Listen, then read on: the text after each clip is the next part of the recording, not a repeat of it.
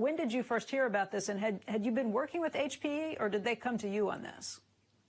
So we've been working with HP. We've been talking to the CEO as well as other officials with Hewlett-Packard Enterprise, and we've been working on this for a while. But Becky, we got to put this in context so you can see what has been going on across the United States as well as across Texas, because it is this month that was announced Hewlett-Packard Enterprise moving its headquarters to Texas. It was last month that it was announced that the Fortune 500 real estate company CBRE moved their headquarters from California to Dallas. It is next month where the official headquarters opening of Charles Schwab will take place in Dallas, moving from San Francisco. And as you know, it was just a couple of months ago where we had the official announcement of Tesla opening up its Gigafactory here in the state of Texas. And as you might know from Elon Musk, their vision for Texas is far larger than just this one Gigafactory. And that's just a surface level of what's been happening in Texas during the time of the coronavirus. And so you see these businesses,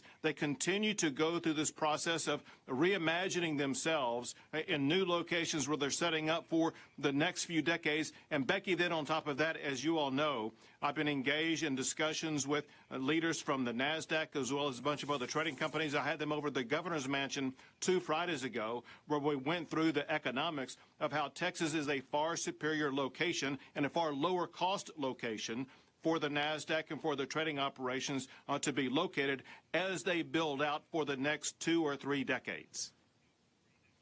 Those trading companies, the NASDAQ and others, have talked about moving operations from New Jersey because of new taxes that are being threatened here on some of those companies. Do you have any progress to report, any updates on what the actual situation is?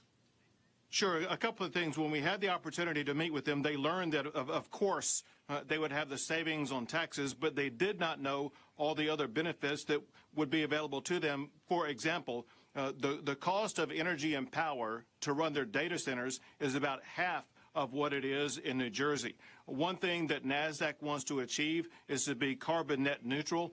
In Texas, we lead the nation in wind energy. By the end of next year, we will lead the nation in solar power. We have the capability of providing them reliable, renewable energy to help them achieve their goals in that regard at a lower cost than what they would be paying in New Jersey. And then the cost of the data centers alone. And there's this key factor that you all probably know about that they care a lot about, and that is the latency-based issue that we're able to solve at a far superior status than what New Jersey is capable of delivering right now.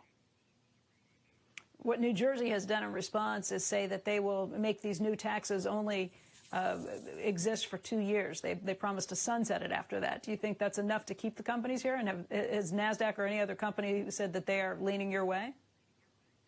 Well, so when you look at the fiscal situation for New Jersey, it's clear that they're going to have to be finding ways to meet their budgetary ends. And what the leaders of NASDAQ and other businesses realize, and this may be a one-time situation right now, but it will be an ongoing issue where the state of New Jersey is going to have to tapping into these businesses for more tax revenue, whereas Texas, for example, we just passed a constitutional amendment banning an income tax in Texas. I'm going to be seeking to ban a financial transactions tax in Texas. We do not need the tax revenue that some of these other states have, and our regulatory regime is far less onerous, but also, again, all the other lower costs of doing business make Texas very attractive.